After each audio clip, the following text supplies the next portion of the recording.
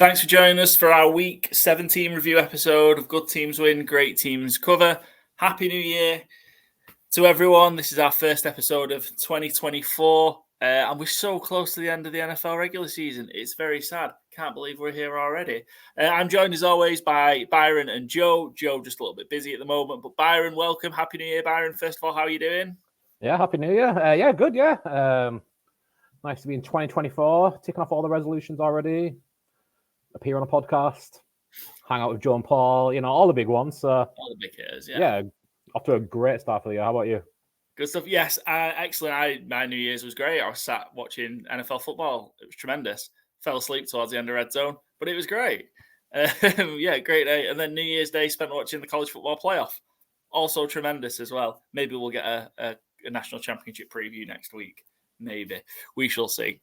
Best of luck. You'll be doing the heavy lifting on that one. I will do. Best of luck to Michigan and Washington. It should be a great game. But yes, welcome to 2024. We're going to dive into everything that happened in Week 17. But as always, if you're not following us already, make this your New Year's resolution. Go follow us on Spotify, Good Teams and Great Teams Cover, to be notified of new episodes. Follow us on YouTube, Twitter, X, Instagram, TikTok, at GTW_GTC, where you can keep across all our great content, all our bets, all our Charlie picks. Who we had a special on this week. Hopefully we'll get a special one next week. So there's no Thursday night football, is there, this week? So yeah, I'm sure we'll mix that up. It's snoozing right now, but I'll sign him up for it. Yeah. Good stuff. Got to finish off the regular season right. Before we get to week 18, I'm sure we'll touch on some of the playoffs and clinching scenarios. A lot happened. Some playoff places confirmed. Some people alive. Some people dead. We're going to run through the games, starting with our fourfold challenge. And let's start by talking about those wonderful Los Angeles Rams who were hammering the New York Giants, and let the Giants could have, ultimately should have tied the game, and potentially gone on and beat the Rams. Rams win and Seahawks loss, which we'll touch on later, has secured the Rams a playoff spot, which after them being the worst defending Super Bowl champion last year is quite the turnaround for Sean McVay's squad. But Byron, my question is, how on earth did the Rams not cover the 5.5 in this one? I really don't know, which isn't a great insight, I must say, but it felt like, it started so well. So I just got a notification someone started a work meeting. I am off today, so I don't know why someone's starting a work meeting when our company's off today. Sorry. So I just had to close that out. It felt like the Rams went from like a pretty strong start. It felt like they were just going to ride Kyren Williams all day, and he certainly got volume, 20 carries, but it just felt like the offense stopped ticking. Stafford obviously threw the 2 INTs, which never helped. And then the Giants defense just seemed to kind of start dominating. They're having the way in the backfield, getting pressure on Stafford. Puka Nacua didn't have a huge day in terms of volume. Same for Cooper Kupp. Between them, I think they had 14 targets. And, between Kyren only getting 20 touches, I'm not saying only 20 touches, but you kind of expect more than 14 between the two of Cooper Kupp and Nacua, if that's going to be the case.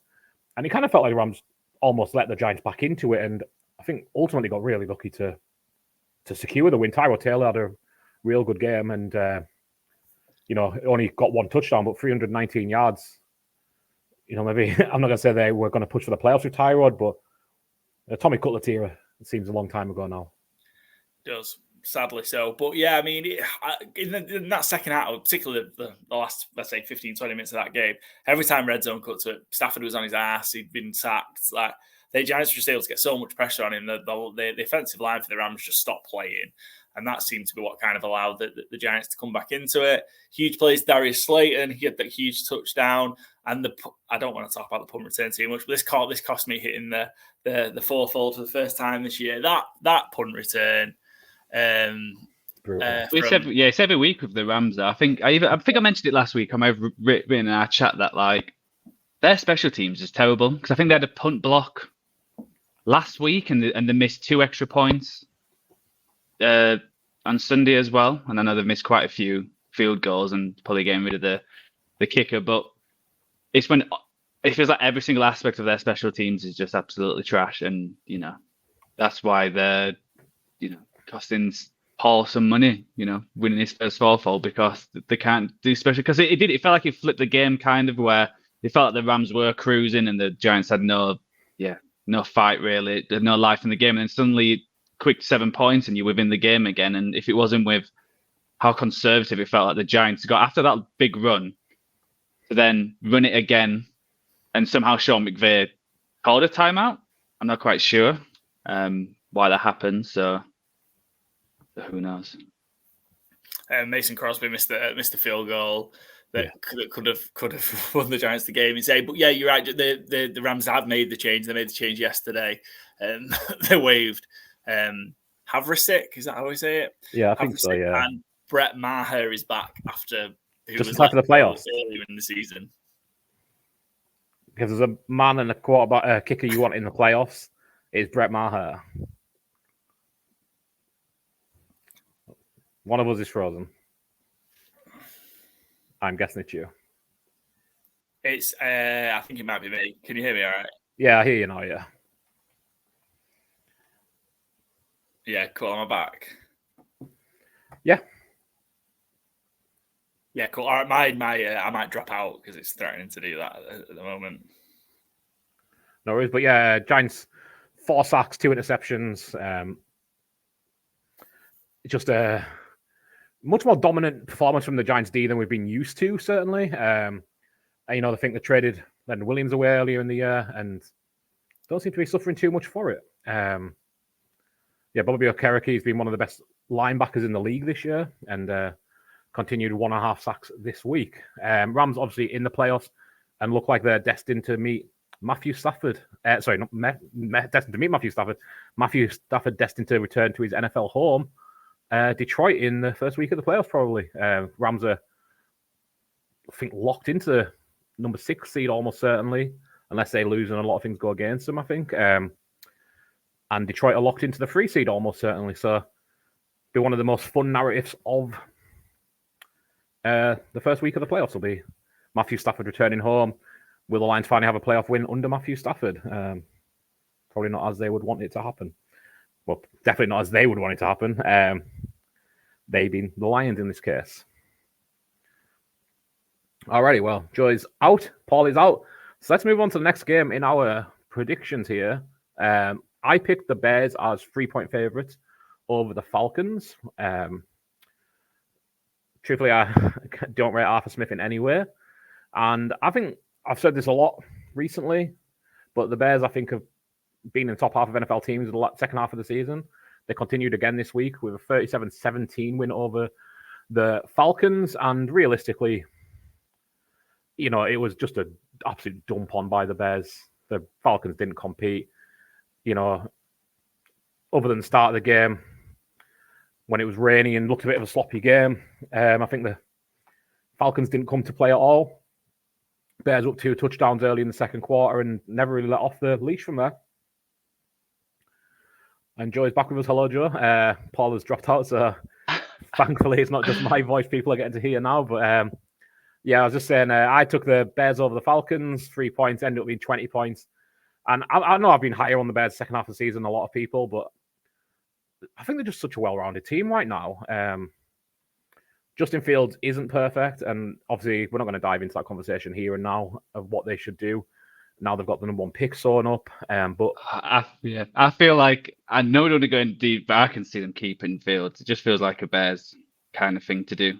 And it sounds like they're keeping Eberflus as well, which I think the last few games the defense definitely has played better. I think it played well against the Falcons as well. They're restricted, not a great Falcons offense, and with a Heineke at the quarterback who did I know for at least 1 interception I saw during the game. But I think I had the Bears as well to win. I think we'll see later. I don't know if I had a bet on them as well, but I was definitely high on the Bears. I thought they would win come more comfortably because they've actually looked pretty good, like you said, the last few weeks. And when you look at some of the playoff teams, like they're probably playing better than some of them. And a few weeks ago, they lost that close one to the Browns, which they shouldn't have lost. And they could have been there fighting for playoff position right now if they won that, and they would have been one of the hottest teams like within that wildcard section to get in there. So it's a shame for them. They've definitely picked up I didn't see him doing much this year because I didn't think overall they had a great team, but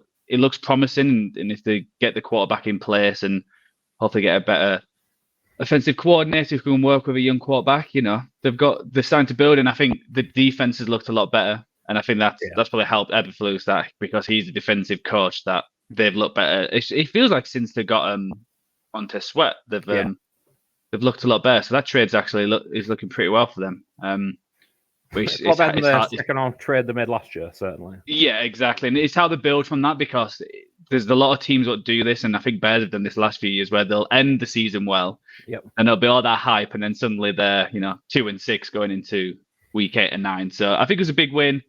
The Falcons are still not technically out of the playoff picture. No, I think they will need to beat Saints and then the Panthers to win, and I think they might sneak in, which I think will be terrible for everyone, to be honest. No one really wants that. No. They're a kind of team where it feels like if they lose to this, it's the one of them weird teams, I think, similar to the Saints, where whoever wins might lose because they might keep the head coach and carry on this for another year. But if they lose to Saints, they might get rid of Arthur Smith, and they just need a competent quarterback. I think with that full squad and all the pieces they've got, I know the defense slipped at the end of the year, but still, you look at all the offensive talent, and it should be hell of a lot better. And obviously, it's not just not working when you're just going to a season with 2 backup quarterbacks, basically. And I think most people could predict that was going to be the case, that there weren't going to be great quarterbacks. And is the Falcons the kind of team who might trade and try and either get a quarterback or I think try and get one in the draft? The instant talk was, once the Broncos cut Russell Wilson, do they come and get him on a real cheap deal? Because Russell Wilson won't be. He'll be probably playing for for veteran minimum next year. Yeah. I wouldn't want to put my franchise in the hands of Russell Wilson, I must say, but Justin Fields is a shout for Atlanta, to be fair. Sorry, I was thinking that, yeah. When they were playing the games, I was like, yeah, Justin Fields is like that kind. Or like maybe even Kyler Murray. Even one of them two, feels like they want another running quarterback to say, "Oh, we're going to go all run again."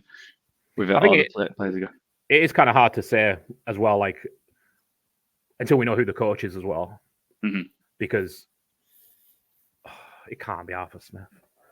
It is just so depressing, and Heineke 3 interceptions, 1 touchdown. I mean, Desmond Ridder came in and threw an interception as well because he didn't want to feel left out, and I don't think they've named who the starter is next week yet, so. Yeah, it's burn Atlanta down. Crazy we've got this situation where we've got, obviously, so you've got Buccaneers winning you're in, and then you've got the Saints could take advantage of it, the Falcons could take advantage of it, and the Saints could potentially backdoor their way in through the wildcard. It's insane. Yeah. Anyway. But I can't say, I don't have anything good to say about the Falcons. I think Jesse Bates has a good first year in Atlanta, and I think it's a shame that, it's kind of been overwhelmed by how bad everything on offense has been for Atlanta. Because I think, all our previews was always like, if they just have a competent quarterback, there's a good team here. And they've had such poor quarterback play the last 2 years, really. Mariota was terrible last year. It was like, well, Ridder can't be that bad. Well, he has been. And Heineke has looked worse than he ever did in Washington, by a lot. Heineke was kind of a fun little spot starter in Washington, and now he looks like he's Tommy DeVito. He looks like he's barely ever played football before. So, huge change, I think, needed for Atlanta, but a nice win for Chicago. They are, dead in the water in the playoff race, unfortunately, I think, because I think they would be a spicy playoff team if they made it there. But, probably just 2 weeks too late for the kind of revival they had. And, not going to dive in too much on the Fields, Caleb Williams, Drake May thing. We'll have plenty of time in the offseason for it. All the time in the offseason to talk about that. Yeah. Sorry, I should hand back over the host duties now. I'm not by myself. Yeah, sorry, I should be good from now. I was at the Underdogs. We had a pretty good week on the Underdogs. 3 out of 4, I guess 2 out of 3, really, because we had a couple of same selections. Mike Tomlin does it again. The Pittsburgh Steelers on the road as Underdogs. Do it again. Mike Tomlin, that's his 17th non-losing season now. The Pittsburgh have got 9 wins. And they need a bit of help to get into the playoffs. What do the rate? They've got to play the Ravens next week. We'll talk about that in the preview. But the Steelers score 30 points again. Mason Rudolph does a decent job again. apparently we're hearing noise that Kenny Pickett refused to back up Mason Rudolph this week, and Tomlin's rolling with a hot hand. Rudolph will start above a healthy Pickett in week 17. What did you make of this one? The Steelers going into Seattle, and actually it was pretty comfortable win over the Seahawks in the end. Yeah, touchdown, 30-23. I felt Seattle kind of got bullied here. I think the Steelers had 14 rushing first downs. It felt like they could just, anytime they wanted to run on Seattle, they just did, which makes life a lot easier for Mason Rudolph, obviously. But I'm not sure if I want to get into. I mean, the Kenny Pickett stuff, I think, is kind of rumored, but it feels like a lot of stuff only gets out there if it is true. It's not coming from talking heads. It feels like it's coming from genuine insider type sources. And I think that's really embarrassing for Kenny Pickett if it is true. We had it with Zach Wilson a few weeks ago of not wanting to play, and then he did play, obviously, but didn't really feel exactly willing. Kenny Pickett's played 25 games in his career. He's thrown 13 touchdowns, 13 interceptions. Mason Rudolph, who has been an afterthought, I think, since Kenny Pickett got drafted, really. He's played 20 games in his career, 18 touchdowns, 11 interceptions, in the same offensive schemes, in the same weapons. We've all rightly, I think, criticized Matt Canada as being kind of a poor offensive coordinator at the very least. But Kenny Pickett has not shown any progress. He was an old quarterback when he was drafted. I don't think he's really progressed as a starter in the NFL. And if he's got an attitude like that, then I'm not sure how long his career is in the NFL. Because, I mean, is he one of the 32 best starters in the NFL? No. What age is he now? 26, I would think. I think he was 24 when he was drafted. How much rope do you give him? I wouldn't say much. But on a bright note, shout out Mike Tomlin, obviously. 17 seasons, never have a losing season is incredible. Still alive in the playoff race, despite all those quarterback issues. I mean, what else can you say? It's incredibly impressive. Seattle, I feel like I say every week, never know what they're going to show up and do. And kind of that again. Other than kicking field goals, I didn't think they had much to do in the game, really. Kenneth Walker had a touchdown early, and then felt like nothing else really got going for them. Yeah, the Steelers, like you mentioned, just ran all over the Seahawks. Harris and Warren combined for nearly just short 200 yards on 40 carries. And Rudolph played pretty sensible football. The Steelers go to Baltimore next week. It's great, so they need a bit of a favour. So they need Miami to beat Buffalo and them to beat the Steelers. That's the most clearest path. And there's potentially some other situations as well. I think a win and a Jacksonville loss also gets them in. So a couple of ways the Steelers can get in. But yeah, this wasn't off the bat. Sorry, my voice is going as well. Internet's going, voice is going. Bad day, sad day. But yeah, it wasn't off the back of this one of it wasn't like a huge TJ Watt performance. The defense was good, but it wasn't as if they took over the game. So it's interesting to see the Steelers win a game this way with how poor they've been offensively. So good one.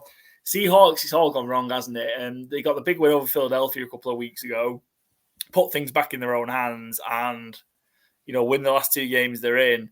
They're going to week 18 needing favors, and this outside of kind of DK Metcalf making a few big plays, this did not look like a good team. What's kind of gone so wrong down there the last few weeks for Seattle?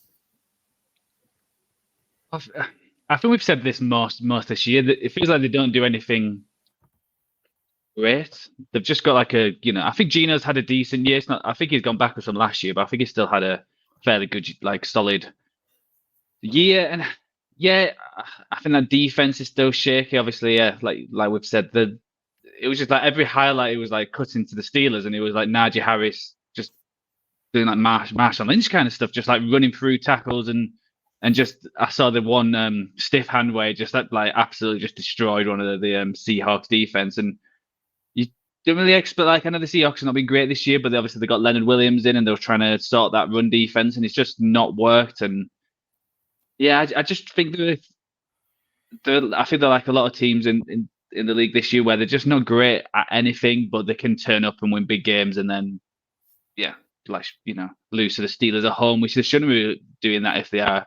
Because it was one of them teams you thought, if they make the playoffs, and they still could get the 7th seed, you're like, that's a tough game for whoever finishes second. So probably Cowboys or Eagles, or it could have been Lions. And you thought that's going to be a tough game, and that's like a and trap game. But now it's just like, oh, I'm not quite sure. They might not even make it. And yeah, just disappointing all the way around. You should be losing games like this. And it just feels like that kind of season where, yeah, just not many things went right. And just let it go. Yeah, they need help. They need the Bears to beat the Packers. I'm all in on. I've got two bets still. Two of my futures: Seattle not to make the playoffs and under 8.5 wins. So I desperately need the Seattle Seahawks to lose against the Cardinals next week. Of course they won't. Of course they'll win. Let's move on. Then your underdog, Byron, was the Cincinnati Bengals, 7-point underdogs against the Chiefs. This one finished 25-17 by 8. Yeah, 8 points. Yeah.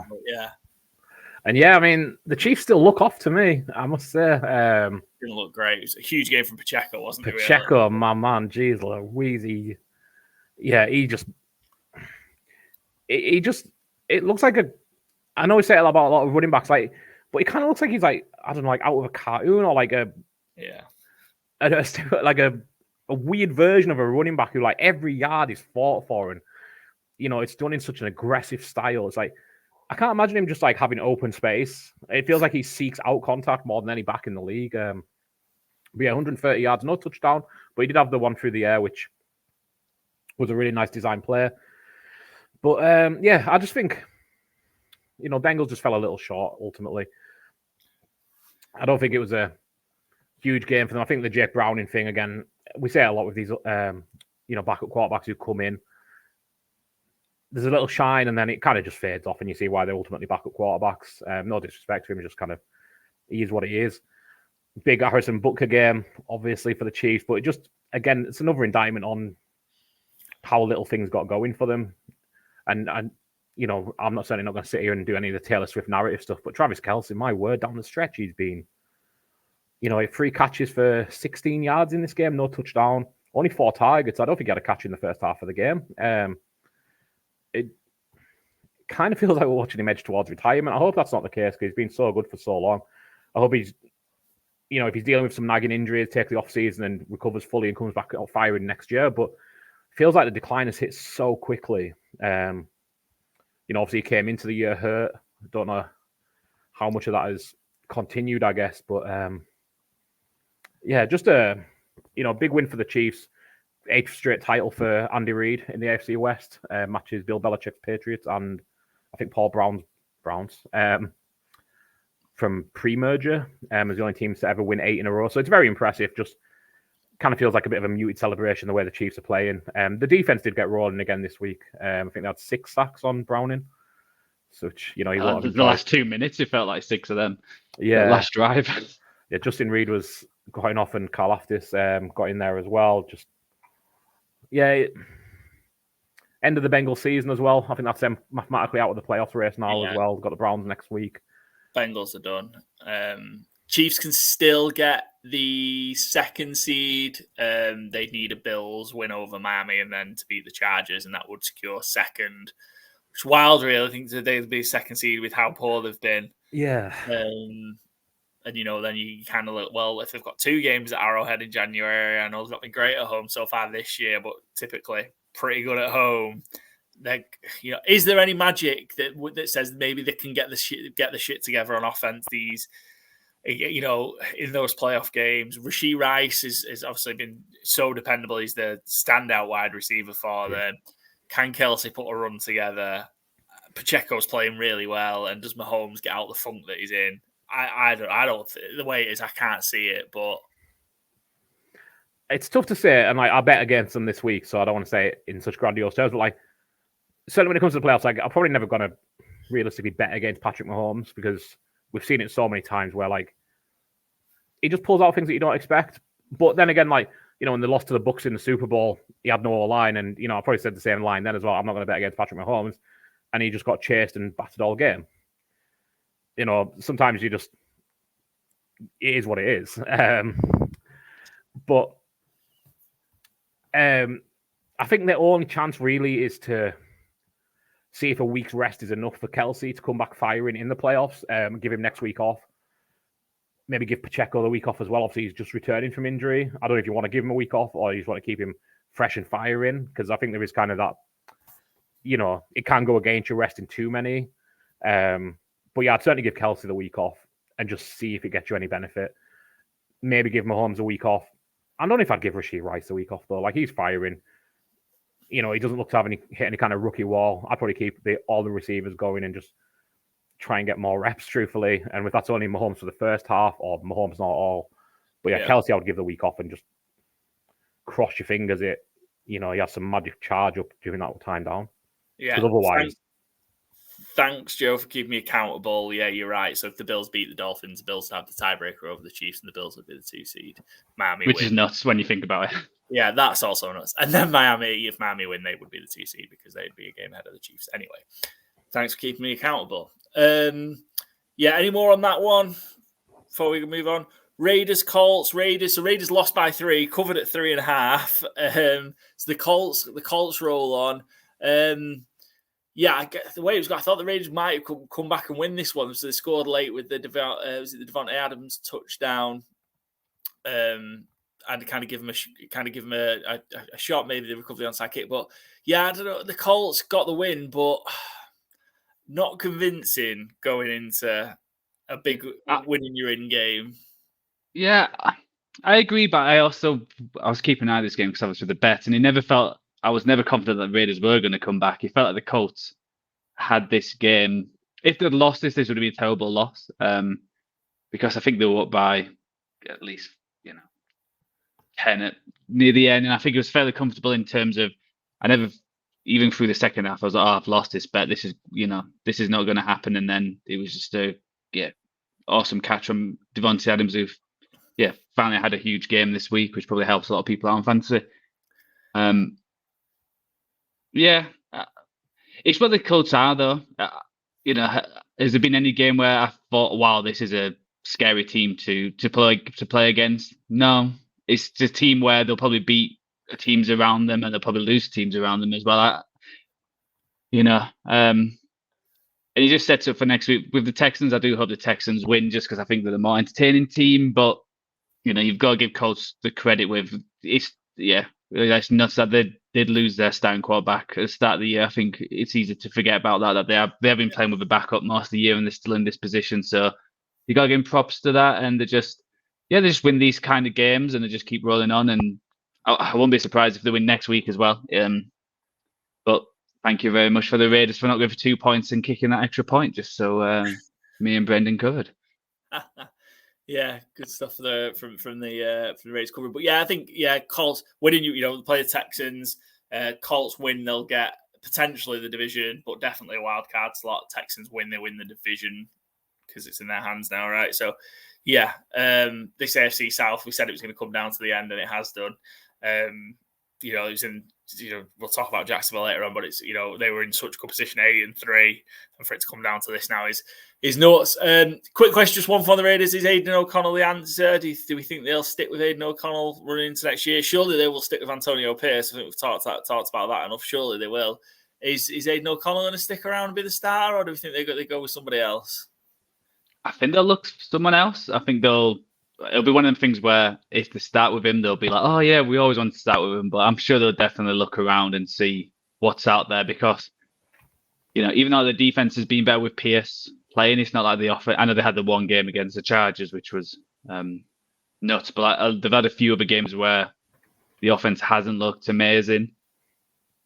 There's like other players. Is Devontae Adams going to be staying because he felt like he wants to get out a few weeks back? So can't really trust anything with this ownership because they have only gone 4-4 with Pierce. So I think how it goes next week, I think again if they win next week, it helps his case. But I should not be too surprised with how the Raiders are run sometimes.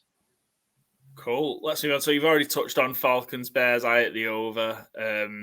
I slightly worried just to touch this. I don't know if you mentioned it before. Younghoe Koo, who's been one of the most reliable kickers, and I know the conditions weren't great, has been terrible. He's just been terrible the last few weeks. Which is crazy from how good he has been. I was worried that was going to cost him his comfortable in the end. Bills, Patriots. So Bills, this game was insane. This game was absolutely nuts, especially that first half. The amount of turnovers, especially from Bailey Zappi, New England, but the Bills were handing it straight back. It feels like the Bills should have won this game by 40, and it just became a bit of a mess. Yeah, and Joe was the only one who picked the Pats to be within 13 points. So good picture. Me and Paul obviously went on the Bills are going to berserker the fuck out of them, and yeah, just didn't. Jalen Reagor 98-yard kickoff return. Not a sentence I thought I'd say in 2023 or ever, like really, but was it in 2023 or 2024? 2024. Almost. Oh yeah, that was almost 12 months. Just a week short of the Bills returning the 2 kicks on. After the Damar Hamlin, obviously heart attack, cardiac arrest, and they returned the 2 kicks against the Patriots, so they returned the favour. But yeah, just a nuts game. And I think this one, for me, worries, if I was a Bills fan, scares the life out of me going to Miami next week.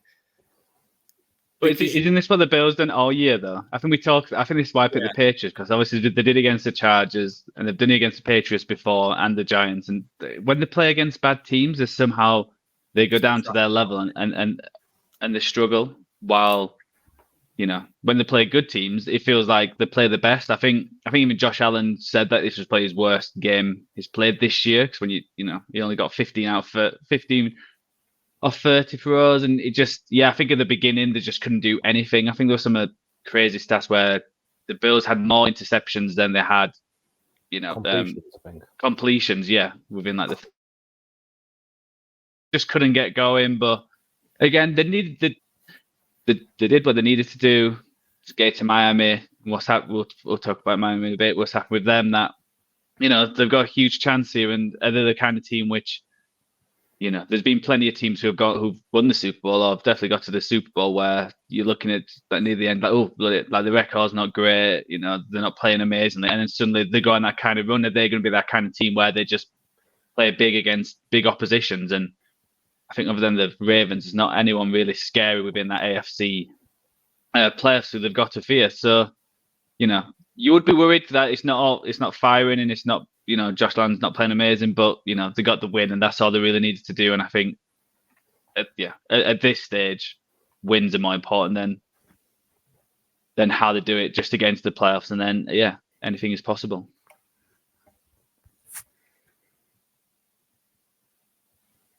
Paul froze again. But yeah, very, very odd performance, this one. Zeke got into the end zone. Bailey Zappi got into the end zone. Josh Allen got in there twice. And then other than that, it was just a who's who of who. Jalen Reagor, Russell Douglas. Very, very peculiar game. I feel like I say this every week. I never know what I'm going to get with the Bills. I don't know how much to take away from it. They'll be completely different when they play Miami, I think. And probably better for it. I think I'm done backing the Bills. They're not going to be in that situation again as like big overdogs this season. But yeah, they're not going to be in that situation again, because it's the Chargers last week when they won by 2, and won by, what number we got here? 6 when they were 13 points. So I think we mentioned it in the preview. That's 5 in a row at home where they've been 10-point or more favourites that they've not covered. Yeah, not good as a kind of a big home favourite. And ultimately, there isn't the option for the Bills to go on the road in the playoffs, is there? But like I say, if they get in, and obviously they're going to have two games in Buffalo, then I think if they get in, then I'd say they'll get to the AFC Championship game, because I just think it's so difficult to go to Buffalo in January and win. And I think you'll see kind of what they probably do against playoff teams is do what they did to the Cowboys a few weeks ago and just overwhelm them. I know just part of the chat. I know Cincinnati went in and won there last year in the divisional round of the playoffs. They just squeaked by Miami in the wildcard round last year. But I just think, that's been the flip of it, whereas they were kind of a juggernaut through the season. I think it's the other way. We might just see it be really, really difficult. They'll be real tough out. And should they have to go to, if Baltimore, don't drop a game and get knocked out early, if they have to go to the Ravens, might be difficult. Could you have all 3 games at home in Buffalo, which would be insane given how the season's gone. But yeah, over 40.5, hit pretty comfortable 48, wasn't it, Byron? Joe, you were Sunday Night Football. Packers-Vikings fell just short. It was 33-10, but the Packers ended their skid. They've got their destiny in their own hands heading into Week 18, and we saw kind of the best from Jordan Love and his merry men on Sunday Night Football. Real comfortable win against the Jaron Hall and Nick Mullins combined Vikings. Also, one of the highlights of the season, Kirk Cousins at the start of the game, top off doing the skull thing with a horn. That was incredible. Really a highlight? Okay. Not sure we needed to see his kid, but yeah. Yeah, I don't know where to go from there. But yeah, as a Packers fan, you've got to be happy. I think with Jordan Love, he started off well, then he went through that dip, and you were like, ooh, you know. But I think that the last 7 or 8 weeks, I think he's shown that he's a starter in this league. I think he's, I still think, not quite sure where his ceiling is. I think he could be. I think right now he's a good quarterback. I think he could be a great quarterback, but I think that'll obviously we'll see in the next few years. But I think you've got to be positive that you've gone from, Rodgers left and you were wondering, is this kid going to be the real deal, sitting behind for 3 years, and you was unsure, and he had a bit, like I said, had an up and down start of the year, but you can't really, complain how he's played the last few weeks. And I think when they played the Vikings the last time, I think he really struggled. So it's like flipped on its head that, I think he dominated this game. I thought he played a great game, and I was really disappointed in it. Although I was more surprised that the Green Bay Packers defense didn't give up as much as I expected. And I know, Hall started, and I was a bit confused why they did that. I think I would have gone with, I said Nick Mullins was my choice to go with, just because he could throw a bit more and try and expose that back in the defense. But the Packers actually had a good defensive performance, which is not what we haven't said for quite a long time. So I think the Packers, it's going to be interesting next week. I think it's similar to last year, because I think they played the Lions last year to get in the playoffs, and the Lions beat them. So now it's up to the Bears. Can the Bears do the same? But I'm just trying to think who I want in that 7th spot within the playoffs. I'm trying to think who's like. I put it in between Seahawks and Packers, but I think both of them have got faults, and I don't think they're going to go too far in the playoffs. So, but happy days if you're a Packers fan, and just try and improve next year. Try and get a better defense with a new defensive coordinator, and see where you go. But you've got to be happy with how it's all gone. Yeah, definitely. I mean, I would pick the Packers of the teams that are 7 and below to make the playoffs. I just think there's something about them. Jordan Love's looked great the second half of the season, and you kind of don't want to go overboard in it. But some of the throws, like almost Mahomesian, like he just finds those gaps where like it looks like there's no one there, and the player runs into it, and it's just really advanced quarterback play. It's like Matthew Stafford, Patrick Mahomes level. It's not that consistent yet, but I was kind of optimistic coming into the season as Packers on the Packers offense. I picked them to win the division. Obviously, not going to do that. And then I was really underwhelmed by the start of the season, because it did feel like, oh shit, I've been fooled here. The preseason was a mirage, essentially. And I don't know what they've done exactly in the second half of the season, but I think Matt LaFleur deserves a lot of credit, because, I think it's been a big test of him as a play caller and as a head coach, really, to, rally around Jordan Love and this incredibly young team, young offense, especially, to look like they are doing on a pretty much a weekly basis. And, a lot of quarterbacks have struggled with this Brian Flores Vikings defense as well. That's why, I think I was the only one of us. I can just check, I guess. But I was the only one to pick the Vikings, because I thought, he's still a young quarterback. He's still his first year as a starter. And Flores has, made fools of better quarterbacks than him, really. They only put up 10 points in Green Bay when the Vikings went and won there. So, it didn't seem outlandish, but he came out firing 250 yards, 3 touchdowns. And, I don't think anyone's listened to this for like dynasty advice, and it's way past the point of it, but like Jaden Reed is legit. He is,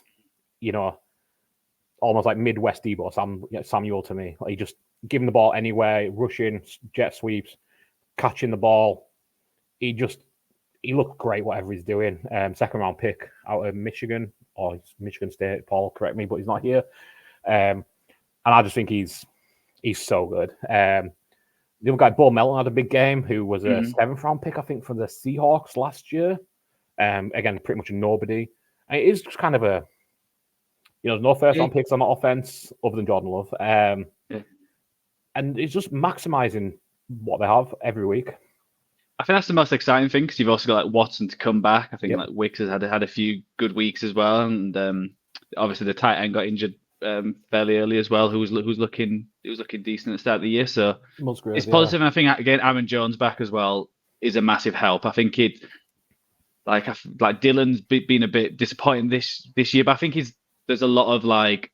I think similar to how we see about quarterbacks, there's some like running backs who are like backups, and you think, oh, they'll be great if they just get the ball a lot more. And then when it's just them, you're like, oh, it makes sense why they were backing up that other running back. So I think having Aaron Jones, having the dual threat, I think that's just made them, improved their offense. So I think it's onwards and upwards, and hopefully get them into the playoffs. Yeah, and AJ Dillon, I think is kind of the definition of a clogger. He looks good and he has the quads and he looks like he should be built to be a big running back, but he just looks so sluggish to me. And Packers winning the in against Chicago next week, and I'm sure Chicago are going to love playing spoiled like the Lions did last year. So I want to see the Packers in the playoffs just kind of like this team, but I would kind of get a kick out of Chicago playing spoiled as well. So it's kind of win-win for me. Especially after, sorry, I'm back again. How the Packers went into Soldier Field week 1 and pissed all over kind of the Chicago hope and everything. So they've got the chance to get their revenge. That should be a good one. Absolutely, yeah. Moving on to Brendan's pick here. Went on the over. A bit of a bold call on 37. Chargers Broncos end up being 9-16. Chargers didn't get a single touchdown in the game. Broncos had one. Lil Jordan Humphrey, who was playing like big Jordan Humphrey, with his 54-yard touchdown pass from Jared Stidham. Sentences, again, you don't expect to be said in the regular season. Feels very preseason-y, that. But, the dangerous era moves on without him, and Denver continue to beat bad teams for no real matter, to be fair, because they're out of the playoffs. Chargers are out of the playoffs. Jared Stidham isn't going to be the starter next year. Is there anything notable to take away from this game for anybody? Just weird how Jared Stidham's in the same situation he was last year. He kind of fulfilled the same role for Derek Carr at the Raiders. So weird he's just in that spot in the same division 2 years in a row. Basically anyone who signs him next year should be worried. Yeah, they give him a lot of money as well. I think Denver paid him like $10 million a year. So. Yeah. Oh, I mean, they must see something. I don't see it, but somebody must. And I mean, credit to Russell Wilson in terms of mentality, because he was there with his helmet on. He was ready to go in as backup, which I find mind-blowing. So I think he called him Brock Osweiler, because that's who he reminds me of, Jared Stidham. If Jared Stidham had got injured, and Russell Wilson went in and got injured, doesn't it... Surely they make him inactive if they don't want to pay his injury guarantee. I wonder if it's like one of them weird things where they can't like drop someone or like be like, oh yeah, we've dropped it because we don't want to pay him. I wonder if there's like some weird clause. Yeah, where it's like, oh, we're not doing it for that. We're also doing it on performance as well, and that's why he's the backup. Yeah. It's a very odd situation. A very odd situation, yeah. And I couldn't believe, like, hang on, Russell Wilson's going to go into this game, because I don't wish injury on anybody, but just in terms of like the WTF of it all, essentially. Like, if Russell Wilson went in and tore his ACL and he's just sat there like, oh yeah, you have to fucking pay me next season, LOL. I can't think of a worse man situation. Like, I mean, the Jets quarterback situation's worse, I guess, but like, it just, why is Russell Wilson active? Given the rate, just running down the field trying to get injured. In warm-up. That's so good. Just because of especially the rate that starting quarterbacks have gone down injured. Yeah, it just seems like anyway. It's bizarre. It's going to be an interesting offseason in Colorado, that's for sure. Yeah. We'll hit the unders. Let's talk about it. We've already talked about Bengals Chiefs. I hit the under on that one. It was 43, wasn't it? 42, and it was 44.5. Cardinals Eagles. Let's talk about this game. So not only did that not hit the under, I'm sure you'd have traded that, Byron, for what actually did end up happening. Cardinals won this game 35-31. The NFC East, the path to the NFC title is now in Dallas's hands. Let's not say that that's done because we know what the Cowboys are like and on the road to Washington, who they got beat by last year. But yeah, I mean, it felt like maybe the Eagles had sorted themselves out, and then, yeah, just a mess again defensively. The Eagles are in a bad way heading into the playoffs. Yeah, I said this about the Bills early in the season, and I felt it was maybe a bit overblown, but like the Eagles feel fatally flawed right now. Like they can't beat the Cardinals in like a must-win game, and the Cardinals ran all over them. They couldn't stop them. Again, the Cardinals had 14 rushing first downs, the Eagles had 5. They bullied them. They came in there and James Conner just took his lunch and 128 yards and touchdown on the ground. There's no slowing them down. Weirdly similar to the game that the Cowboys lost against Arizona back in week 3. This one, with the way it was quick because they were winning by 15 at halftime as well. Yeah, they were 21-6 up. Yeah, and he felt comfortable. Like even with that when that interception happened and they managed to run it all the way back, it felt like, oh yeah, that's it. Okay, the Eagles are going to win this comfortably. And then they're just letting teams back in where it's a combination, a combination of the worst things where the defense can't stop anyone. Because even on that interception, it was only a mistake by I think the one on the same page, but the wide receiver was open if Kyler knew where he was throwing it, and so he wasn't, and they didn't actually stop them that many times. And then the offensive, it feels like they haven't got that killer mentality which they had last year.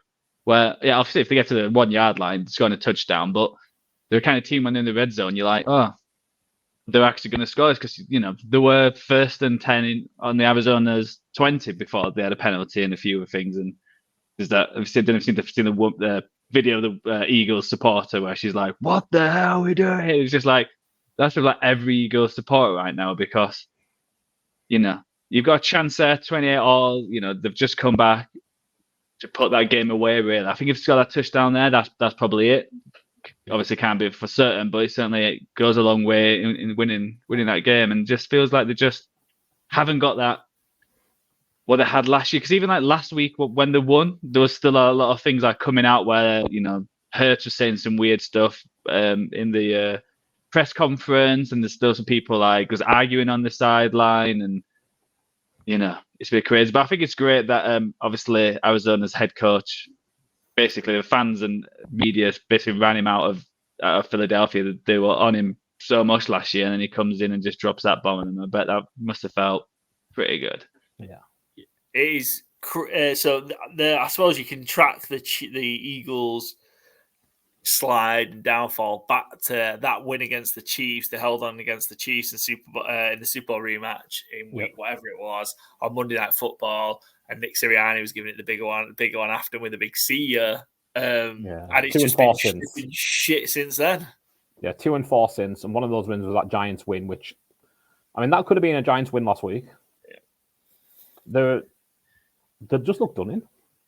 They're bad at home, but they're even worse on the road. Yeah, I would love to play the Philadelphia Eagles in Dallas in the playoffs. I really, really would, because I think if the Cowboys played the Eagles again right now, Dallas would do worse than what they did to the Eagles a few weeks ago.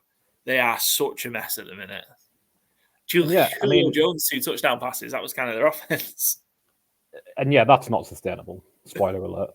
But the Cardinals doubled them up on essentially on first downs. They had 32 first downs. The Cardinals. The Eagles had 17. Yeah, Cardinals didn't punt. They put you in the How many game. times have they not punted this season? I wonder. Yeah, but it was like so. Cardinals in the second half just went touchdown, touchdown, touchdown, touchdown. Had 4 possessions, 4 touchdowns. Yeah, and this is a Cardinals. It's not like they were playing like a massive offense juggernaut who have been scoring at will against teams and who have been like they got blown out by the Bears last week, and it's not like they've been an amazing team, but then suddenly Kyler Murray's making him look like his old self, and it's just it's a big worry. I think like you said, Paul, I think before whenever that Chiefs game, you were like, don't really want the Eagles in the playoffs. They're probably going to get a 1 seed, and it's going to run through them. Now it's like, are they even going to make it out the first week of the playoffs? Whoever they play. Yeah. Yes. They're going to play an NFC South team, but I'm still not confident that that the Bucks are not going to be able to. Todd Bowles has played Hurts in the playoffs before and made him look like a fool. Yeah. The year Tom Brady won the Super Bowl. Do me a favour, let's not. There's a huge assumption there that the Eagles are going to get the wild card spot and that the Cowboys are going to go to Washington and win. Maybe they both lose next week. Maybe the Cowboys lose against the Commanders, and the Eagles lose against the Giants. I'm so worried about that game for Dallas, but it should be that the Cowboys win the division, the Eagles go in the wild card, and you'd love to play them. Against them if they do play them. Yeah. If you like the Packers, you like, who would you rather play? You'd rather have the Eagles away from home than playing the Cowboys, which is nuts. You'd rather have the team finish the second seed. You're like, I'd rather play that team rather than the other one. So it's not good. Not good for the Eagles, but helps both our teams out. So I'm not going to complain. Let's get there first. Speaking of the NFC South, Joe, you were on Saints Bucks under 42.5, and the Saints just went in and punched the Bucks in the mouth early on and were all over them. It got oddly nervy at the end, a bit. But where the Bucks, I've got kind of that, well, we've got this week to win it. It kind of felt that the Bucks would take care of business, but the Saints just went in and absolutely ransacked them. But I wonder if they had that mentality where they're like, oh, we've got the Panthers on, week 18. So, yeah. I'm curious if the Bucks have felt like they've had a few good weeks, so they felt a bit too big for the boots. And they was like, oh, yeah, we're actually like a really good team and one of the contenders. And then it was like, oh no, we're still an NFC South team. And I think we mentioned this in the preview. I was like, I wouldn't be surprised at this because this is just how the NFC South is. And I wouldn't be surprised if they lost to the Panthers next week and the Falcons get in, just because it feels like a trash division. Because when you just look at that, like all their team's schedule is just ridiculous. Like how none of these teams are, dominating and all in the playoffs. It is crazy. So, you got to give it to the Saints. They went in there, they're a point to prove it. I think the last few weeks have actually, probably minus the Rams game, but I think like Carr's been playing his best football the last few weeks, and I feel like it's one of them things where it's a very kind of team where they're going to be playing well. So I think if they make the playoffs, they're going to keep everyone. And I don't know if that's a good thing. Yeah. I think they could even win next week and they might try and keep everyone as well, even if they don't make the playoffs. And it's just like, because they're keeping Carr whatever. I think with his contract, they're not going to get out of that. So him playing better the last few weeks, is a positive. But, are we confident that he's going to play that well next year? No. They've got a team in cap hell. So, they went there, they did their job, kept it open, and I think the Bucks are just. I think if you look at the whole season, this is just who they are. The last few weeks they've played really well, but I wouldn't say the juggernaut or one of the teams to be worried about in the playoffs. So, they should win next week and be in the playoffs, and you'll be pretty happy if if you were getting any of them teams in the first round of the wild card, because I don't think any of them's incredible. I think it's a bit disappointing that the NFC, like some of the top teams that we thought could be doing well in the playoffs have like dropped off a little bit. So it's what it is. Just the one I wouldn't like. Again, this says how strong left. So if the Bucks don't take care of business next week and get beat by Carolina, it opens the door for the winner of the Saints Falcons, and the Saints could potentially backdoor the way in as wild card. But if the Saints won the division and whoever had to go, and let's say it was Philadelphia, I think going playing a playoff game in New Orleans in January I think that would be really, really a really, really tough one, just because the Saints at home in a playoff, I think you'd get the Superdome full, the fans on side. And that's a real difficult place to play when you've got the fans on side. And I think you would get that for a playoff game, not necessarily. I think you'll probably get that next week when the Saints play the Falcons at home, and it's just a real tough atmosphere to place when that place is bouncing. I think it's a very, very tough place to go. So I think in the playoffs, it would be a real difficult place to go. Not saying that if it was Dallas or if it was the Eagles, you wouldn't expect them to win. I think it would be trickier than it's being made out. Maybe not so much Tampa, maybe not so much Atlanta, but I think that Saints could be a real tough one to go to just in the playoffs, just from what we know of the people of New Orleans. Cool. We finish off. Let's talk about Dallas. Dallas Lions. So this was the under. It was comfortably under. It was finished 2019. Who wants to dissect the Lions extra point call? 2-point call, sorry. Joe, shall we leave this one to you? Someone who's neutral?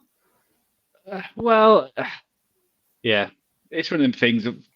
Because it was like a weird one because I was like celebrating that they got the 2 points, and then like I still don't fully understand what happened. There's all these different kind of versions. It seems like they did actually say it was eligible, and the ref thought it was a different person who had said it. So, and then I've also seen something to try to get a bit too cute with it, where both of them went to the referee, and and the referees got confused. And I think that refereeing team, I think I've seen reports about they're not going to be in the playoffs because they've made some stinkers this year. So no surprise. And they've also, as you guys mentioned before the pod, they missed a few other calls as well, such as the tripping one by Hutchinson. But I think the whole game, I think I would come out of it more positive on the Lions rather. That's what I took out of it. That the fact that they went toe to toe with the Cowboys in Jerry World, and they could have won it.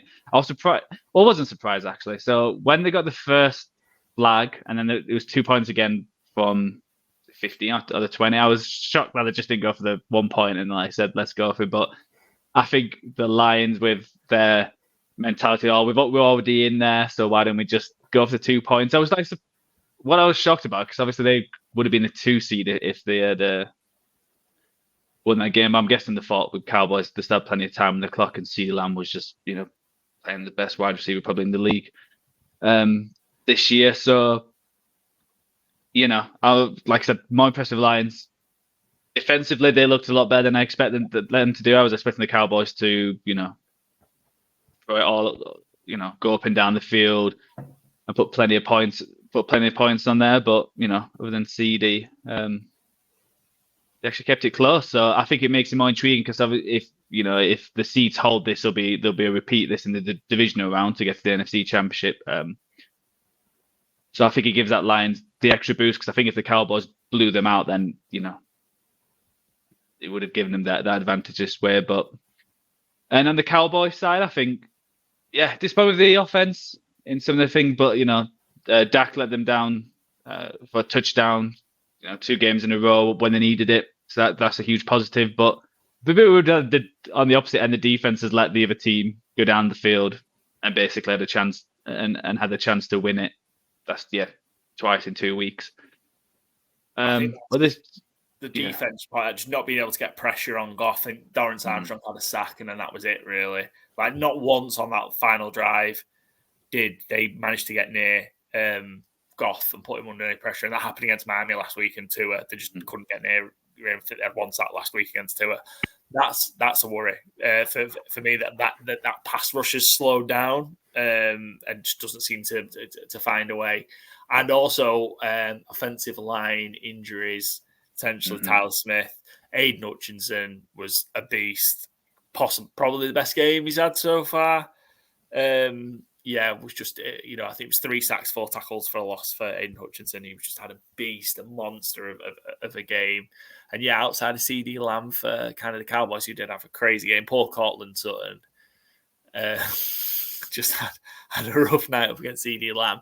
Again, not running the ball, which was the O-line issues, I think, again, and a bit of Pollard as well. No Dowdle as a sort of mix-up or physicality. Hopefully he's back in the playoffs. But there are a lot of problems with Dallas. But, win a division and some of those go away, so we shall see. Yeah, I think Jonathan Hankins is probably going to be back for the playoffs.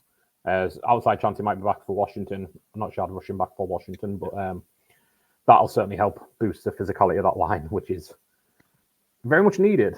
And I don't think there's too much value in breaking down the ref issues. Like I said, it's not going to be involved in the playoffs, and whatever happened. I think the line probably did get banged with it, trying to be too cute, maybe, but ultimately you expect the ref to do the job. And to be honest, Goff had that open the third attempt. Yeah. That's probably like his worst throw. Yeah, bad throw. Like he probably hits that 9 out of 10 times. Yeah. He played 9 out of 100 times. It was there for the 2-point as well. It's not like he was nothing there, and he had a few interceptions, which I think at least the second one wasn't great. Obviously, CD fumbling outside the end zone as well, which they might have changed the rules about that. I wish I saw it over there. I think it's real harsh, but it's a touchback feels harsh, and maybe we'll do a probably an off-season draft. Sporting rules will change, so that'll be an interesting one to discuss. One thing I just don't understand. It's definitely Mike McCarthy's going to cost you another playoff game because when they got the ball back after the second interceptions, why the hell they just did not run that? Why they went for was it 3 throws in a row? Or at least near the end where and one of them was like huge down the field as well, and it's just you could just run the ball, get the Lions to waste all their timeouts and have 30 seconds on the clock, but instead they had 1 minute and a half with with the rest of the timeouts. That was crazy, just mind blowing. It's weird because we talked about again that the penalty, the tripping penalty that got called on Peyton Hendershot is insane. The fact that I don't mind. So if the refs miss it, fine, but you can't call it on the Cowboys. It's nudges in the trips anyway. But that kind of helped the Cowboys a little bit because it got them to the 2-minute warning and kept it at first down. Mm-hmm. The Lions only had the 2 timeouts. So if you run the ball 3 times, to your point, Joe, it's game over. And Dak took responsibility for the throw on second down, I think, to say that kind of he audibled it and took the deep shot. Saw it that kind of felt Lamb was 1-on-1 and took the deep shot to kind of kill the game off. But yeah, it's insane. It's just ridiculous. Any other team in the league just deals with that situation and just out. And so even worse, just look, so Detroit didn't. So they used their second timeout after the 1st and 25. Yeah. So it's not like they even had that many. They only had 1 more timeout to use, and they just threw it twice in a row. You got it to I say, as you said, something like 30 seconds. And that wouldn't have happened. Jefferson have to throw a lot more deep shots. You'd have more time to get to him. All that. Just one quick last point on this one. I would really, really love Brandon Aubrey to miss a field goal next week when the Cowboys if the Cowboys are 40 points up against the Commanders, because if he doesn't and he's still perfect, he is missing 1 in the playoffs to win a game. He can't win at this point though. Yeah, because if he misses 1 next week. And then misses 1 in the playoffs. It's he got out of his, whatever. And if he misses 1 in the playoffs, he needed to miss 1 earlier. It's too late now. It doesn't matter. Damned if he does. Scary thought. Damned if he doesn't. Although he does not look like he's going to be close to missing 1 because he just nails them time after time after time. I think he played centre half as well, didn't he, in the MLS? It's not as if he was I just assumed he was a midfield player or something. I think he played centre half. I don't know if you ever heard it actually. Whenever as he kicks it, he just goes, "Have it." You need that close in mic, which the refs don't get when they're talking to the lines or linemen. But yeah, if you get it real on close on the kicker, you can just hear him say that. Cool. Well, that brings us to the end of our 4-4 review for the week. And Byron, congratulations, you have clinched you are the winner of our 4-4 challenge. 43 wins on the year, 43, 21, and 4. Joe 6 behind, can't catch. The guests are further 2 behind, and I'm a further 6 behind. So I'm 14 games behind at the minute. So Byron is the winner. Who's your charity of choice that I'm going to be making a donation to? Oh, good question. Probably the Stroke Association UK. Close to my family, so. Excellent choice. Good stuff. We'll get that arranged after next week because we need to see if it's any more money. Because it could be another 4. could be another 4 lots added on to that. I was going to need to win a 4-fold with how much is donated to charity. Yeah. Can just wait till the end of January. But yes, we will make sure that donation gets made. Great choice, Byron. Let's move on to our ATS picks competition. And we'll finish off just rattling off the games I haven't talked about. Looks like Joe's gonna wrap this one up. He's 5 clear now after a 10-6 week. Me and Byron both had losing weeks, 7-9 for Byron, 6-10 for me. I just kind of went for it, knowing I was 8 behind. I was like, I'm just gonna have to go for everything. A lot of difference to try and a lot of underdogs to try and rattle rattle through and get close. It didn't pay off. But let's talk about the games we haven't talked about. So Thursday Night Football, Cleveland win again, and Cleveland win with offense again, 37-20. The Browns are in the playoffs. They've won 11 games. How far can this Flacco fairy tale go? Well, they didn't even have Cooper as well, which was probably even more impressive. The fact that they were, missing the wide receiver who just put a ton of yards up the week before. I think they're probably one of the most dangerous teams in that side of the playoffs, where you just do not want them to come into your home because they play that kind of football where they've got a good defense where they can style for you, but they've actually got an offense who can put points on the board. And I think they're a scary team that once they get the lead, they're a team where it's going to be hard to come back from. So, I think easily could win a few playoff games, and who knows from there. Yeah, I think it's just impressive. We've talked about kind of some situations. The Jets have had to start 4 quarterbacks. The Vikings have had to start 4 quarterbacks. The Browns have started 4 quarterbacks, but dealt with it way better than anybody else has done. Yeah, great management by Stefanski. Truthfully, I think is kind of the only way to put it. So I know maybe it's gonna, probably gonna be Dan Campbell. Actually, what Kevin Stefanski has done a more impressive job, and should he be coach of the year? Because I think it's insane what they've managed to do. I think definitely, yeah. I mean, between the last 2 years, Dan Campbell, it feels unfair that if he wouldn't get a coach of the year over them 2 years, but I think over this year, I don't know how you could argue that it isn't Stefanski. It just, 11-5 with what they've had going on. And they also lost Nick Chubb, who's really the heart of their offense. Yeah. They've had that many injuries that we forgot about that horrific Nick Chubb injury. Yeah, and even in this game, Joe mentioned Amari Cooper was out for the entire game. Elijah Moore was rolling and missed the entire second half. Who's he throwing to? And Njoku is a great tight end. David Bell, Cedric Tillman. Yeah, it feels like This is the list of people who you complete the pass to on Thursday night. And Njoku, Elijah Moore, Jerome Ford, Jordan Akins, Harrison Bryant, Cedric Tillman, and David Bell. Yeah, it's not top heavy. Just an incredible job. And yeah, I mean, if we take in the thing of like Eli Manning's going to the Hall of Fame, which I'm not sure if you agree with, but he probably is because he's won 2 Super Bowls. Joe Flacco is 4 wins from the Hall of Fame. I would agree if you managed to win a Super Bowl. Yeah, I'd agree. Which is mental because I don't think you'd have said 18 months ago Joe Flacco is 4 wins from the Hall of Fame, and yet here we are. Look, let's remember. I'll let you know. Go on, Joe. I was going to say Stefanski is now the favourite to win the coach of the year. Bet 365 candidate. He's minus 1,000. Oh, and 10 then to 1. And then it's D'Amico Ryans at plus 1,000, and Shane Steichen plus 1,000, and then Dan Campbell. Good. Also, it's nailed on, man. Feels right, yeah. Why is Mike McCarthy on that list? Just a quick, fun fact about the Jets. We don't want to leave them out entirely. Got to give them their flowers and stuff like that. Jets are going to be the first team in NFL history to rank 28th or worse in points scored in 5 straight seasons.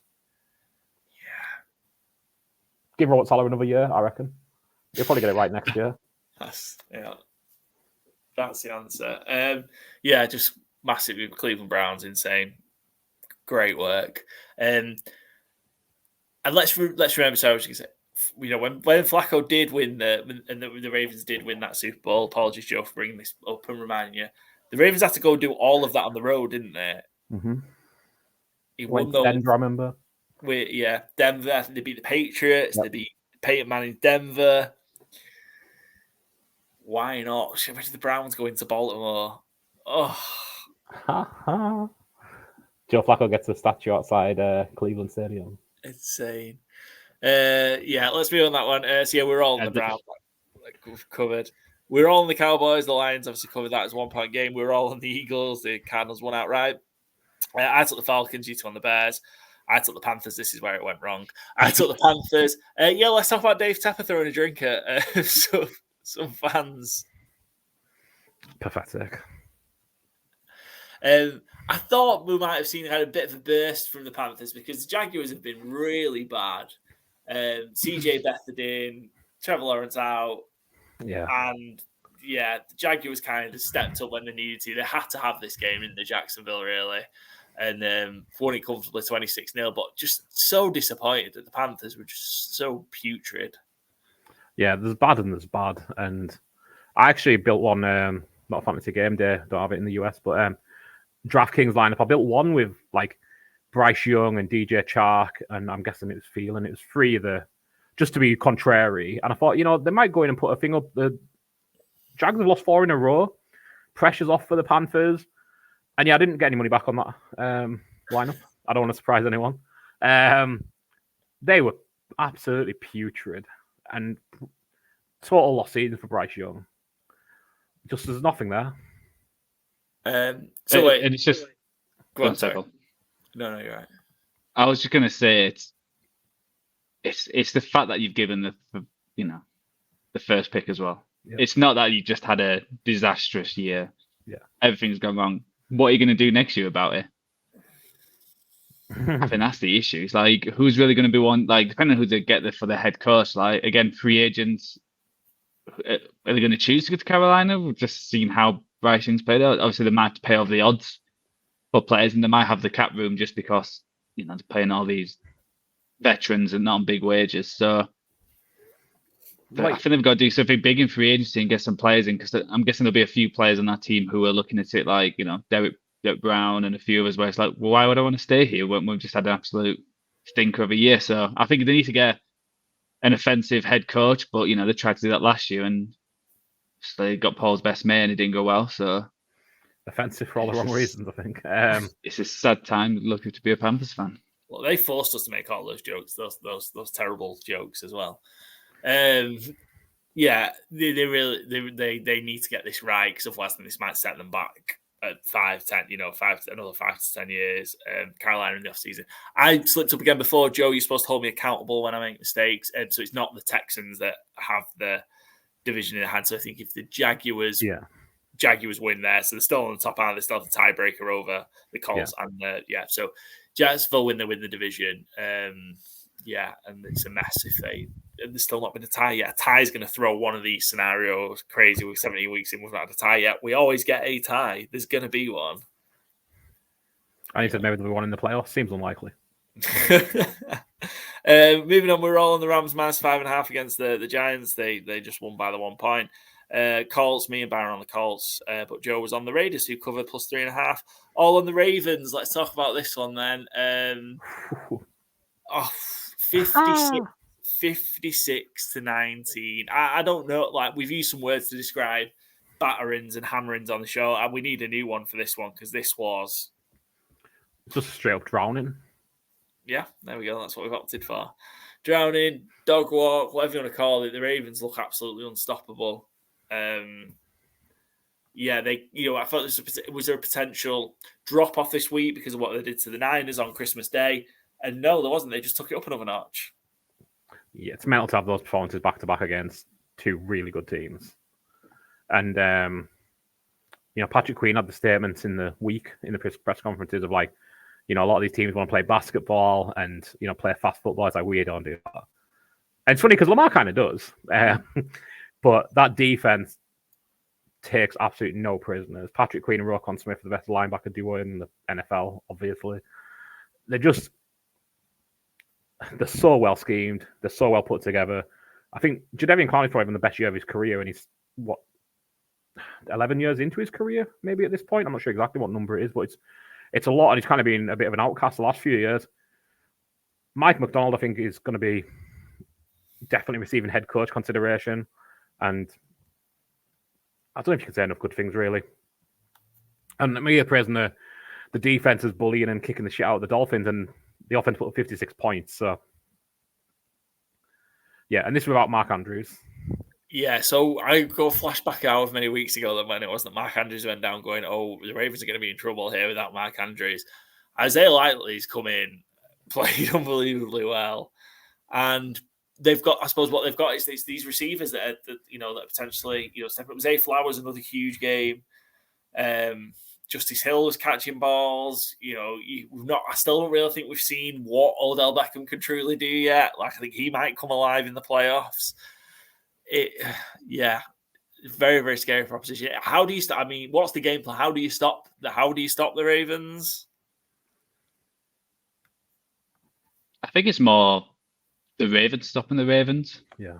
It feels like that kind of thing where, something just happens and they don't show up. It doesn't show up in a game and it keeps it tight, and then suddenly, like how they've lost the 3 times this year, basically. And you think back about when they were the number 1 seed last time, when Lamar was MVP, and everyone was like, how are they going to stop this team and what's going to happen? And suddenly they just laid an egg against the Titans. Is it going to be that kind of year where they just got to make sure that they don't lose it for themselves? Because I think how they're looking, again, they're a team who's had plenty of injuries. I think that, right now, I think they're struggling with cornerbacks and safeties, but they're still just, outgunned the Dolphins. So you can't really say too much. So, yeah. And I wonder how the game would have gone if Tyreek didn't drop that.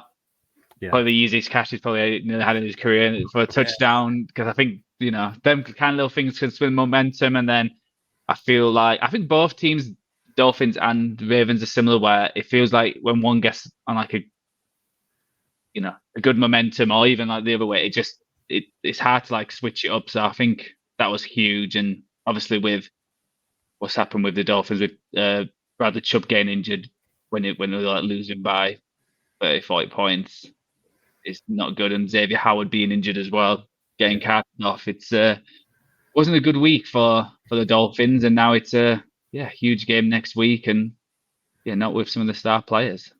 Yeah, I think obviously they lost Phillips, didn't they, a few weeks ago. They've now lost Chubb. Waddle, obviously. Yeah, Waddle's on that line, a lot's on Van Ginkel. It feels just like that defense that we saw an improvement from losing can they still beat the Bills at home in that game? Definitely. Can they? Certainly. I just think so many injuries, and I don't know if you can deal with that. Chubb's been huge for this defense. Real rough one, because I think he's had a pretty good season. He has. But Fangio's a great DC, and Mike McDaniel's a great play caller, a great head coach, and I never know what I'm going to get from the Bills. So, could Josh Allen turn up and shit the bed? Yes. I don't know what the odds are for this game, what the line is. We'll get into it on the preview anyway. Don't want to take up all day on it here. But nothing would really surprise you with either team. I just kind of feel for the Dolphins, because it feels like the air's really been let out of the balloon the more and more the season's gone on. But I wouldn't be surprised if they won. Bills -3 seems about right. Yeah. Let's move on. We talked about the Bills, Patriots. Joe took the Patriots +13 covered. We're all in the books. The Saints run all in the Niners. So the Niners 27-10. Joe, how worried are you about the injuries? Because these cropped up again on Sunday. Yeah, there weren't too many like devastating ones. So I think obviously McCaffrey tweaked his calf, got a minor calf strain, but obviously they're going to rest him next week with what happened with the Eagles, and obviously at the first week bye, so he's got 3 weeks to recover. So that's not too bad. I don't think there was any other big injuries which I missed, unless there's someone you guys saw who got injured during the game. I think that'll be. They play the Rams next week, don't they? And Rams. I think they're going to rest quite a few. Yeah, and obviously Rams don't have or not play their team as well. So I think, I think with the Eagles losing, it's made that a lot more comfortable. Even like when Mitchell was on there, he was running really well. So McCaffrey. So again, it was one of them games where they were playing a team who's nowhere near their level, and they weren't putting them away to start with, and it's always where when teams, I think they were 10-0 up, and then it suddenly was 10-10, and the defense has suddenly gone from one of the best tackling teams to missing loads of tackles, especially like Warner and Greenlaw. Yeah, it's not as good as it was a few weeks back. The defense feel like they go up and down, but again, they still got the interceptions. Ward's playing outstanding. They got a few players to come back from injury, and I think it helped. Purdy had a great game. I think every single drive. I think they only went 3 and out once a could be mistaken. But there were, like a lot of the drives, he looked really good until the red zone had a few issues there, getting the ball in. But no, he had a good game, plenty of big throws. Seems like last week didn't affect him too much, and I think it was a big game all round. And I think, Ayuk had another big game. I think he's over 1,000 yards. Kittle's over 1,000 yards, and I think Debo and McCaffrey over 1,000 yards combined, rushing and receiving. So I think that's like the first time in history they've got 4 players over 1,000 yards. So it's first time in NFL history. Positive. Yeah, and I was starting to worry about next week against the Rams, because even though the 49ers have the Rams number, and I think they've beaten like in regular season like 7 in a row, something like that. I didn't really want that number 1 seed to go down to the last week, and I think the 49ers need that 1 seed just with all the injuries and players playing not fully fit, so they can start resting the players. I hope they don't rest too many players, because I always worry about when teams have 2 weeks off, essentially. Like, I don't mind players, so, McCaffrey 2 weeks off is probably going to help him a lot more, but I don't want him to get to rest everyone, so we'll see if Purdy plays or if it's Sam Darnold for a week. Yeah, I don't know, maybe play a half or something, I don't know. Yeah, and I think with the Rams already being in there as well, I feel like it's going to be a bit of an expedition. Can the Rams get higher seed? I don't think so. I think the Rams are in. Because Cowboys are 5 or the Eagles are 5. Yeah, Cowboys or Eagles. Yeah. 5, yeah. So yeah. But there could be 7 though. I don't know how all the tiebreakers work, so I'm not quite sure if they're locked into 6 or they could go down to 7. But again, they've got nothing much, and I think they'll rest Stafford. I think Naku was playing with injuries as well, which we'll talk about in the preview. But yeah, it's a good day all around for the 49ers. Cool, yeah. Hopefully Commanders lay down and roll over for Dallas next week like they did. And he shouted out that somehow looked a lot better this week. Yeah. The 4 Niners getting the 1,000 yards from scrimmage, first time in NFL history. Brandon Ayuk had a special record, I felt, this week as well. He got his 7th 100-plus receiving yard game of the season. It's the most the 49ers players had since Jerry Rice in 95, who had 9, which Ayuk's had an incredible... Is he in a contract year? Yes, but I think they can tag him next year. Yeah. So they almost certainly will, because... Yeah. And also Purdy got the record of most passing yards for a 49ers quarterback in history. And he did within 16 games, so it actually it counts. Yeah. I think he just beat... Do you know who he beat? Alex Smith? I'm guessing it's not Montana or Steve Young, because you wouldn't know him. I'm going to say it was Jeff Garcia. Oh, that's a good shot. Correct. Yeah. It's Jeff Garcia. Well done, Paul. Thank you. I hadn't seen it as well. Just to be clear. Last game to talk about. No, we haven't. We've got some more. Last game that we haven't talked about, actually. Titans, Texans. Return to CJ Stroud. And, the Titans are done, aren't they? They're down tools. Texans... Yeah, look good, and they move on to winning your in-game against the Colts on Saturday night. Yeah, it should be a good game, that as well. I think we're all rooting for CJ Stroud, right? As much as fun as the Colts has been, CJ Stroud had a special season and a special quarterback. Obviously, they missed CJ Stroud. They also missed Will Anderson, who didn't play last week. Came back and had a real good game, a couple of sacks. You worried about your defensive rookie of the year? No, I think we're good with that. Should I be? Is it? Have we seen a change in the... I don't know what the odds are. I just know Will Anderson's had a good second half of the season. He has. I haven't looked at the prices, sorry. It's still Jalen Carter minus 600. I guess you've got maybe this week.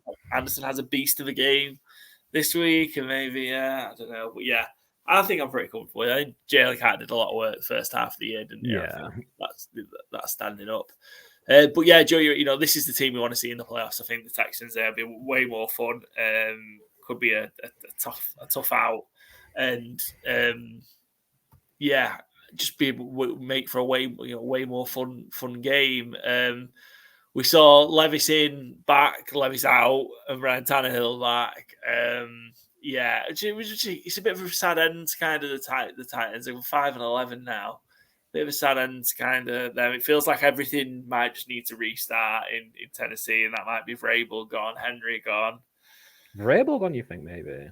I think maybe he just needs a fresh start. Yeah. I love him. He's a great coach. Yeah, I think they should have had. You don't really know where they're going to go next year because it's not like Levis had enough time and he had a few good games, a few bad games. Do they get rid of Tannehill, who's still a capable starter but he's not going to get you to the Super Bowl probably. So it's because Feels like they tried to hold Yeah. on 1 year too many to like maybe we can do it, and a good clean sweep would have been easier. Yeah, and when you look at the last few weeks, to minus the Texans game, they lost to the Seahawks by 3, Texans by 3, Colts by 3. They've had a lot of close games where early in the season, you switch them losses to wins, and suddenly they're an 8-win team. Yeah, I don't see them like a lot worse than some of the teams who are 7 and 8 in the NFL, but it's just. Yeah, I think they've just got too old now, and they just need to reset and try and get some new blood in there. Yeah, definitely. Texans set up for next week, and just even if they don't get in and they end up 9 and 8, just what an incredible season they've had, and lots of hope with CJ Stroud and Co moving forward. Such a young team. Yeah. Especially that in the 3 seasons before they'd only won 11 games. Yeah, so they nearly equaled the last 3. So. Do have a little trivia if you want another one after the 49ers quarterback trivia. CJ Stroud becomes only the 3rd quarterback taken in the top 2 picks to have a winning record as a rookie. Would you like to guess or tell me the other 2? Oh, the other 2. Okay. You can tell me CJ Stroud if you want. I'm not going to give you a point for it. Was Lamar? Lamar was taken pick 32. 32. Griffin. Robert Griffin? RG3, correct, yeah. Yeah. That is one of them. And I'll give you... Is it Andrew Luck? Yeah. It is Andrew Luck, yeah. They're both in the same draft class, yeah. Bryce Young not quite matching, keeping the same draft class energy. Good, well done, though. That was very impressive. Yeah, I wouldn't, to be fair, I'd have been stumbling around just once Joe said RG3. I was like, yeah, Andrew Luck. Cool. Pittsburgh Steelers, already talked about, plus 3.5. I had them on the Seahawks. I took the Chiefs as well. I had a strong back end of the day, didn't I? Yeah. Chargers, I was on them, terrible game, and then on the Packers. So yeah, go to the last week. Joe's got a 5-game lead. Think that's pretty safe. It's gonna be tough for Byron to catch. This is another one I suppose I could win. I'm 12 behind, so it's gonna be a YOLO week 18. Yeah, it's gonna wait for my pick. Yeah. Are you guys just going to wait to see who I pick and then just going to pick the opposite, Paul? Is that what it's going to be? That's not the way. That's not the way we've been doing it. I've the last few weeks I might have been on first, to be fair, most of the last few weeks. So yeah, it's not even me trying to be different. It's just the way it's gone. But yes, last week of that. So hopefully we'll have an exciting finish. I run through for the bets. I had a bad week. I was 4 and 5 from a betting perspective. Not good. I had a good second half of Sunday, bad first half. It's kind of how my day went. Any look for you guys? Byron, you hit a couple of same game parlays on the Browns Jets. Yeah, smashed Thursday night football, and then the rest of the week was kind of dismal. So yeah, the weekly leaders were all trash. I had Jared Hall as most quarterback passing yards. So that tells you how Sunday went. Because that's how little faith I have in Joe Barry and the Packers defense. But my word, I think he got, how many yards did he have? Like 28? I literally don't know how many, but I know it wasn't many because he got dragged off at halftime in disgrace. Joe, I think I remember watching it and there was something like, oh, he's finally completed the pass. And it was the second quarter. Yeah, I had Justin Jefferson in some fantasy leagues. He's like, I just need Justin Jefferson to get 4 points. And I'm like, oh my fucking God. It's halftime and he doesn't have 4 points yet. It's Justin Jefferson. Throw him what are you doing? And then, thankfully Nick Mullins came in and I think he got 8 points. It wasn't a smash game, but it was just enough. Joe, your treble hit, didn't it? Niners, Bears, Packers at plus 568. You hit the over on Falcons, Bears as well. And nothing much else.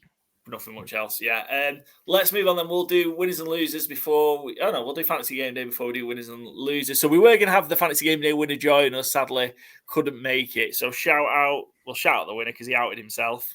Terrible choice of phrase, but obviously it's a privacy thing. So, but he posted it on his Twitter. He's a follower of the Good Teams and Great Teams Cover Twitter account, which is why we got to find out. So it was Ryan at that _UK Gator guy, New York Jets and Florida Gators fan. But yeah, he was the winner this week, and so we'll try and do that. Anybody that does win Fantasy Game Day that we know or follows us, we'll try and get them on moving forward after a couple of people have won that we know. But yeah, he had Kyron Williams as captain, popular choice of captain. We finished top 10 this week. He was our captain, but was the only Ram because we went big on the Rams. Stafford is what killed us. But Justin Fields, a solid shout, 25 points. Probably the difference makers were Devontae Adams having a huge game, and also Greg Dortch, who on Ryan's timeline, he's been shouting out every week, this is a guy you need to have for Fantasy Game Day. 15 points was huge for a differential player, I think, that not many people would have picked up.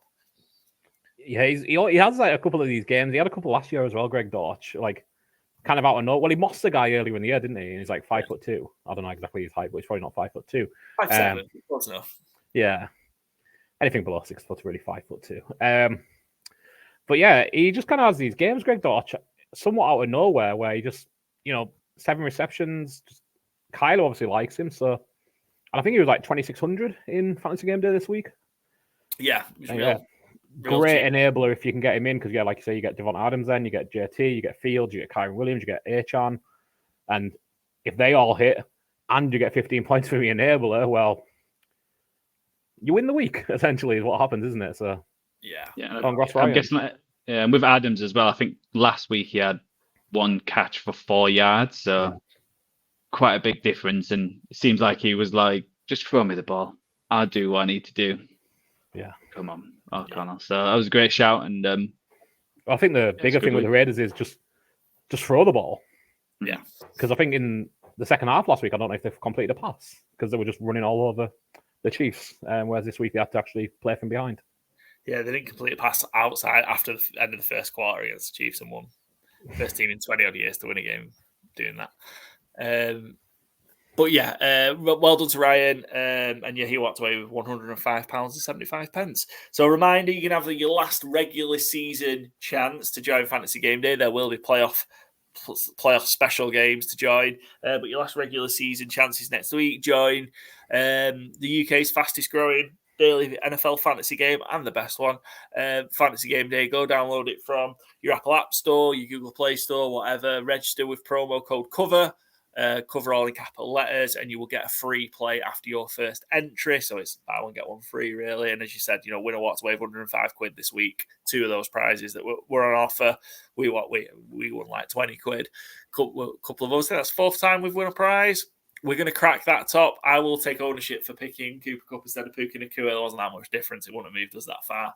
And Gabe Davis, that was on me as well. But yeah, go download and play now. And you've got a chance to win some money. We're going to finish off this week with winners and losers, as we always do. So, Joe, you get to do the honours first all the time on this. So go again. Joe, who's your winner of the week? Let's go for the Browns. No one expects them to do much when, they've been the villain the last few years, and rightly so. But it feels a bit more like a fairy tale story with what's happened with Joe Flacco. And I think 3 or 4 weeks ago, we all thought they were dead and weren't even going to make the playoffs. And now they're steamrolling in, going in confidently, and could be one of the favourites to get to the Super Bowl out of that AFC. Yeah, I love this story. Byron, your winner of the week? Jonathan Gannon. Jonathan Gannon, yeah, going into Philadelphia and winning. My winner of the week, I'm going to take the Dallas Cowboys.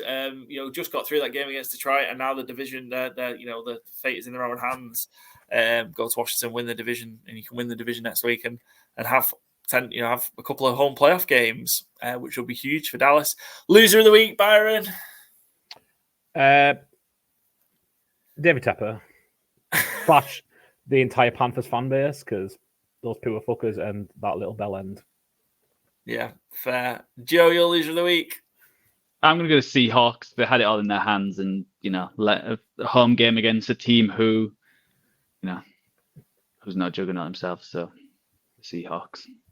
Yeah, fair. I'm going to go on the flip side of my winner. My loser is going to be Dan Campbell and the Lions, just because they acted like real little bitches about that call.